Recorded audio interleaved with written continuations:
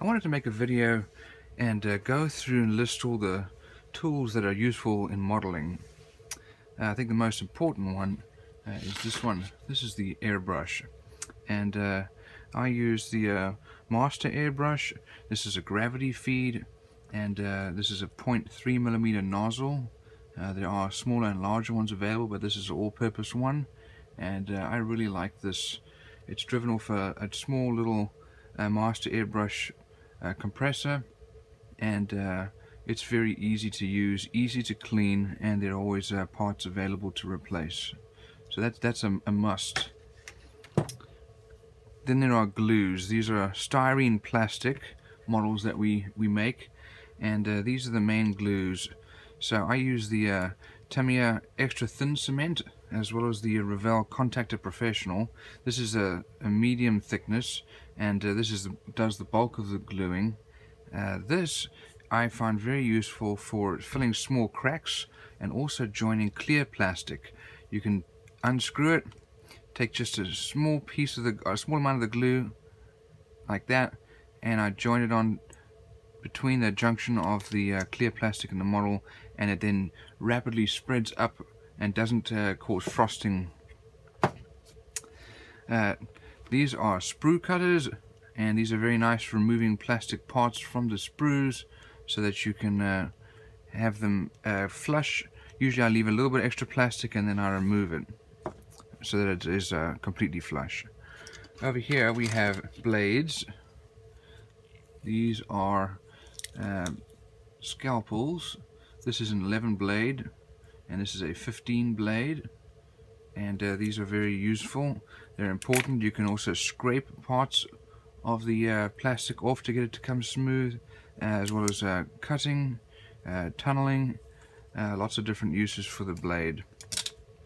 Then to join things together, in general I use masking tape for larger pieces. For example, two pieces of the fuselage together, I will tape over, and then for smaller pieces, for example wings, I will use just regular clothesline pins, and then for very small pieces, smaller clothesline pins.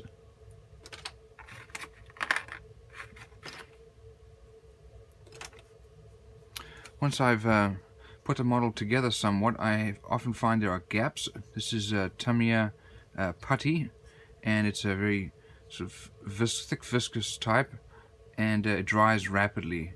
So I tend to smear it on and then use toothpicks or a piece of cardboard to scrape off most of it and get into all the cracks. But that is very useful. There are several different types of putty, and this is the one that I use. I find to be the best. This is plastic putty from Vallejo, and this one I use for getting into the little concavities. For example, in between the wing of a model and the fuselage, often it's difficult to get the Tamiya putty in there, so I use this Vallejo plastic putty that's acrylic resin, and it takes a little bit longer to dry, but it really does a great job. It's very easy also to smear with your finger. Some of the other things that I use, tape. This is tape that I use for masking. This is Tamiya masking tape, very thin sections. This is wider. This is by 3M, and I use this. This is 3M micropore, and I use this for masking things.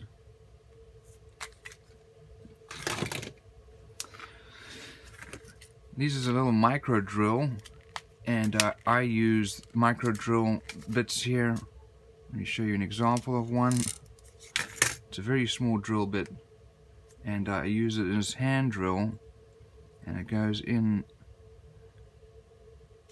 right in the middle there, and then you can put it onto the model and twist it and cut holes through. This is useful if you want to add holes that are just simple little divots and you want to make an actual hole. For example, gun holes on a wing. That's a very useful tool. This is a Rivet Maker, a riveting tool. So this is by Trumpeter, and you run along the plastic. There are several different little blades you can put on there. This is very fine. There are ones that are more sparse, less frequent for larger models, but this enables you to create rivet lines, and it would look like it's been riveted, and you can get your wash in there. This is extreme power super glue, and this I use for adding photo etch parts, or other larger parts, or things that I've custom built to the model. This helps to stick, particularly if it's not made out of styrene plastic. Needle and syringe. This is used for the paints, sucking them up and putting them into the airbrush. I also use it to mix the paint when it's in there. Tweezers, very important. Get yourself a good set of tweezers, and these ones I bought online.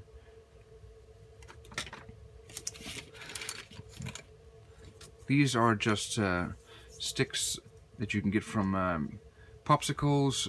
You can get, these are craft sticks that you can also get, and I use them really just to hold pieces as I'm painting them. So I'll take a small piece of putty and I'll put it on there, and my piece will go on there, and enables me to paint that without having to hold the actual piece. So those are very useful.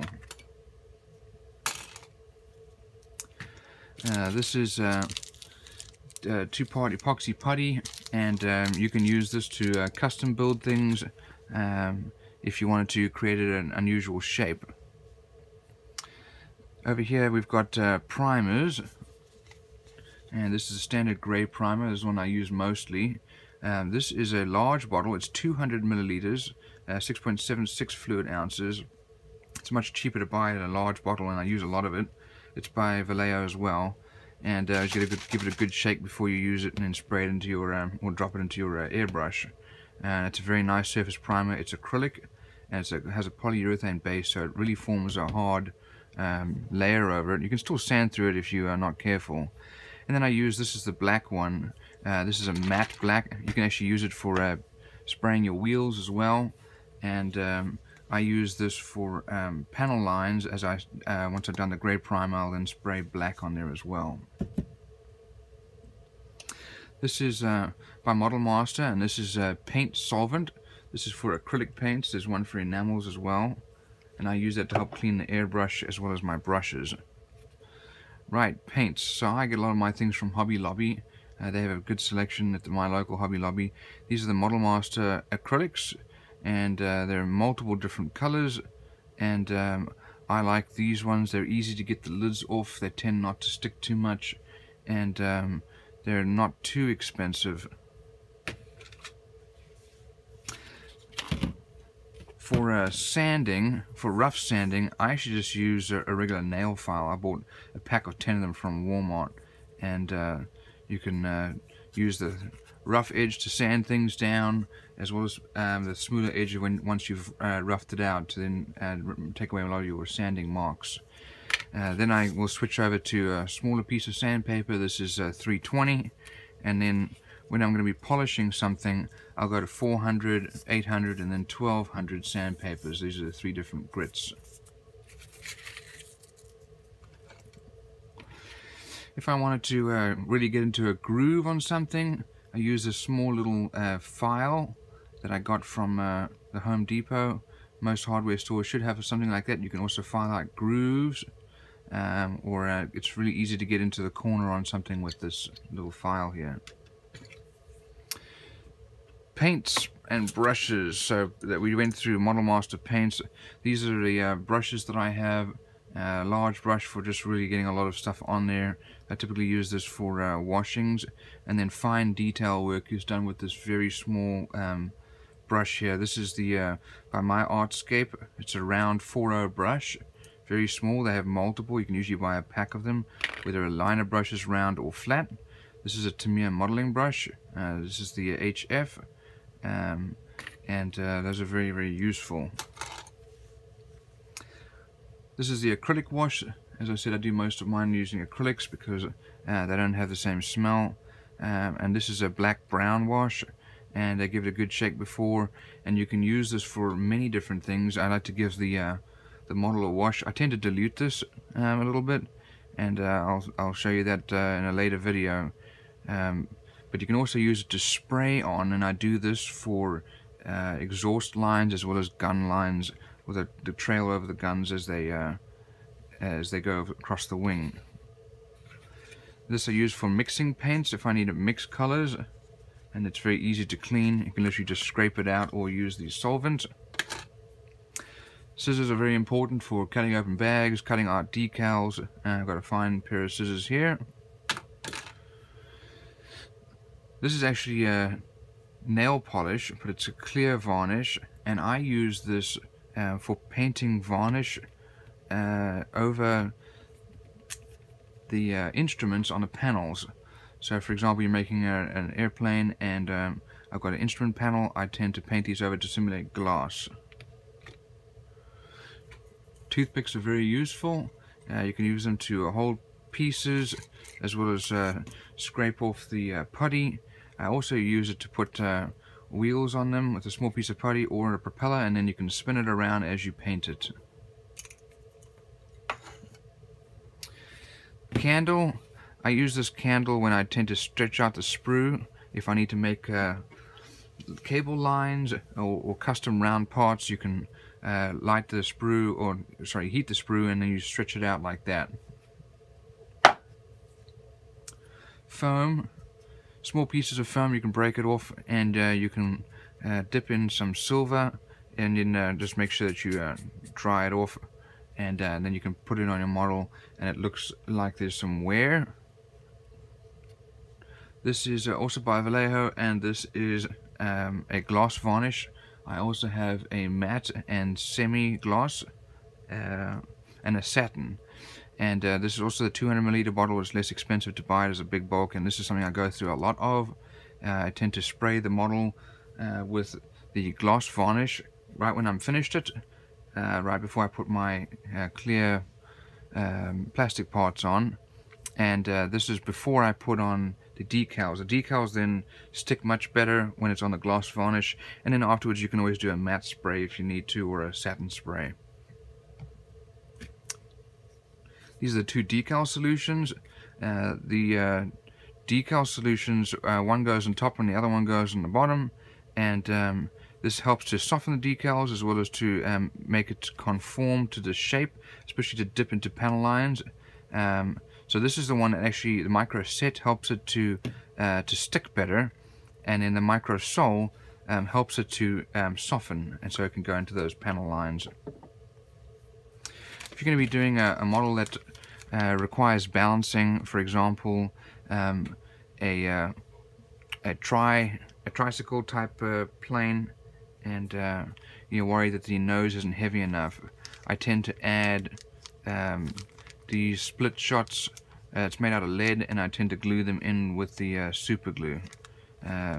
Usually I'll add one or two more than I need to, just to make sure. It also gives the model a nice solid feel. If you're going to be customizing a model and you want to make some additional features, make it look a little bit more realistic, these are just regular lead solder wire. This is 1mm, 0.5, 0.3, and 0.1mm wires. And so I will cut off a small segment. They're easy to manipulate, and you can bend them into shape and then super glue them into position, and they will look like there are lines, tubes, wires within the cockpit or the engine bay or the wheel well. So I like to do a lot of that. It makes it look a lot more realistic. I think this is very important. These are little micro saws. This one's a lot easier to work with for small pieces. This is for larger pieces. It's also useful for cutting off clear plastic parts off of the sprue if you don't want to crack it. I've cracked a few of them over the years with the sprue cutters, and so I tend to saw it off each individual piece.